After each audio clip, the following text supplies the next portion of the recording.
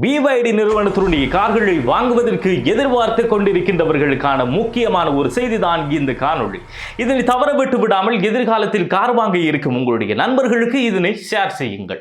Car உற்பத்தியில் பிரபல்யமாக காணப்படுகின்ற சீனாவுக்கு சொந்தமான BYD நிறுவனமானது தங்களால் உற்பத்தி செய்யப்பட்டு விநியோகிக்கப்பட்ட 1,15,000 கார்களை வாடிக்கையாளர்களுடைய பாதுகாப்பு கருதியும் வாடிக்கையாளர்களுக்கு நிறுவனத்தினால் வழங்கப்படுகின்ற விற்பனைக்கு பின்னரான சேவைகளை உறுதிப்படுத்துவதை நோக்கமாக கொண்டும் தங்களுடைய நிறுவனத்தினால் உற்பத்தி செய்யப்பட்டு விற்பனை செய்யப்பட்ட 1,15,000 கார்களை மீள பெற்றுக் கொள்வதாக அறிவித்திருக்கின்றது. இதே போன்று வாகன உற்பத்தியில் பிரபல்யமான நிறுவனம் ஒன்றும் தங்களுடைய வாகனங்களை சென்ற காலங்களில் மீள பெற்றிருக்கின்றது. இந்த இரண்டு தகவல்களையும் தான், அதாவது இந்த இரண்டு முக்கியமான தகவல்கள் தொடர்பாகவே இப்போது நாங்கள் இந்த காணொளியில் பார்க்க போகின்றோம். இலங்கையிலும் வாகன இறக்குமதிக்கான அனுமதி வழங்கப்பட்டதற்கு பிற்பாடு BYD நிறுவனத்தினுடைய கார்கள் அதிக அளவாக விற்பனையாகி கொண்டிருக்கின்றது. BYD நிறுவனத்தினுடைய உத்தியோகபூர்வ முகவரான John Keells CG auto private limited மூலம் மட்டுமே BYD நிறுவனத்தினுடைய கார்கள் இறக்குமதி செய்யப்பட்டு விநியோகிக்கப்பட்டும் பராமரிக்கப்பட்டும் வருகின்றது.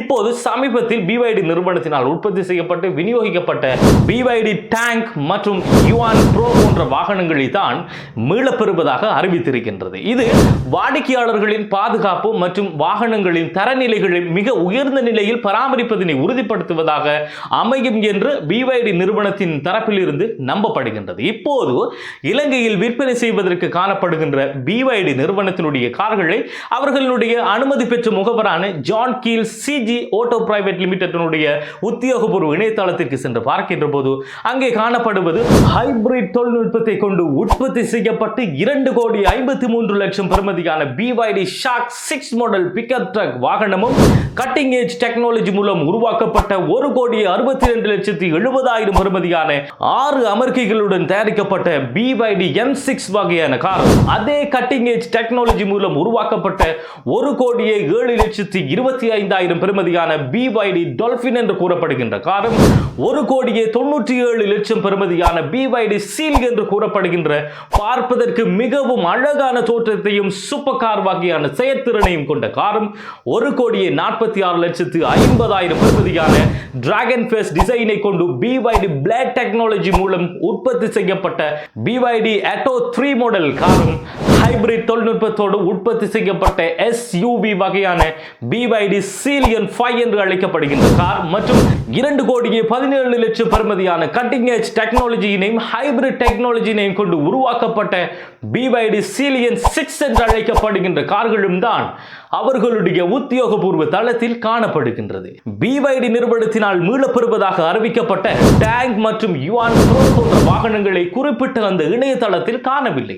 அப்படி என்றால் குறிப்பிட்ட இந்த வாகனங்கள் இலங்கையில் விற்பனை செய்யப்படவில்லையா என்ற சந்தேகத்தோடு நிறுவனத்தினால் வெளியிடப்பட்ட கார்களினை மீளப்பெறுதல் சம்பந்தமான செய்திகளை சென்று பார்க்கின்ற போது அங்கே தெளிவாக கூறப்பட்டிருக்கின்றது என்னவென்றால் 2015 மார்ச் 28 முதல் 2017 ஜூலை 28 வரை தயாரிக்கப்பட்ட சில BYD டேங்க் மாடல்களும் 2021 பிப்ரவரி 6 முதல் 2022 ஆகஸ்ட் 5 வரை தயாரிக்கப்பட்ட ஒரு சில யுவான் ப்ரோ எலக்ட்ரிக் வாகனங்களை மட்டுமே மீளப்பெறப்போவதாக அறிவித்திருக்கின்றது.